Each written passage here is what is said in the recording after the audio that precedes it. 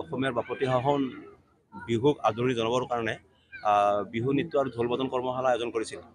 ইয়াত ৰাইজৰ সঁহাৰি আৰু শিক্ষাৰ্থীসকলৰ কেনেকুৱা মনোভাৱ আপোনালোকে দেখা পালে? প্ৰথমে সমূহ ৰাইজলৈ আগন্তুক নৱবৰ্ষৰ শুভেচ্ছা জ্ঞাপন কৰিছোঁ। আমি চিঙৰাপালাপাৰা যুৱ সংঘই প্ৰত্যেক বছৰে বিহুৰ লগত জড়িত বিহু নৃত্য আৰু বিহু ঢোল বাজন কৰ্মশালা আয়োজন কৰি আহিছোঁ। আৰু এই কৰ্মশালাত বহুকেইগৰাকী প্ৰশিক্ষাৰ্থী আমাক প্ৰশিক্ষণ গ্ৰহণ কৰি আমাক উৎসাহ উদ্দীপনা যোগালে। আমি তেওঁলোকক ধন্যবাদ জ্ঞাপন কৰিছোঁ। আমাক অভিভাৱকসকলে সহযোগ কৰিছে।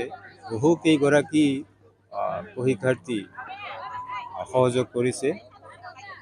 আমি আগন্তুক ৰঙালী বিহুটি উদযাপন কৰিবৰ কাৰণে সমূহ ৰাইজক তথা আমাৰ চিঙৰাপালাপাৰা ৰাইজবাসী ইয়াত ওলাই আহিব।